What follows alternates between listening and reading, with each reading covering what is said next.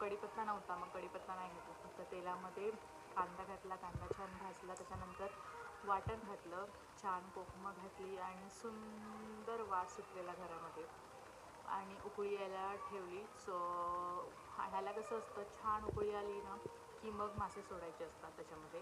मग माशाला मस्तपैकी उकळी आली, त्याच्यामध्ये मासे मस्त सोडले आणि त्यानंतर मग बाजूला करून ठेवले आणि मासे फ्राय करायला घेतले. छान कोथिंबीरचा मारा केला, एकदम जो जास्त कोथिंबीर एकदम जोरात फेकून मारायची, त्यामुळे वास अजून छान येतो आणि टेस्ट अजून छान लागते. मग आपण पुढे बघूया आता मासे तळायचे आहेत, त्यासाठी काय काय लागतं. ऑफकोर्स मासे घेतले, छान छान छोटे छोटे तुकडे करून आणलेले. मोठी होती त्यामुळे तव्यावर हात नाही, म्हणून एकाचे 2 तुकडे मी केले. मस्त आगळ घातलं. तुमच्याकडे आगळ असतं, सगळ्यांकडे आगळ असतं. आत्ताच्या मास्यांना आगळ लागलं अजून छान लागतं, त्यामुळे आगळ घातलं छानपैकी.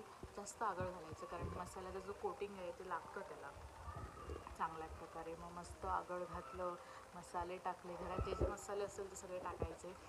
मी मालवणी मसाला टाकला आणि थोडी मिरची पावडर टाकली, हळद टाकली.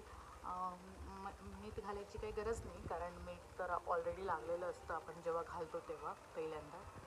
आणि मग मस्त लावून घेतले, कोटिंग लावून घेतली मसाल्याचं.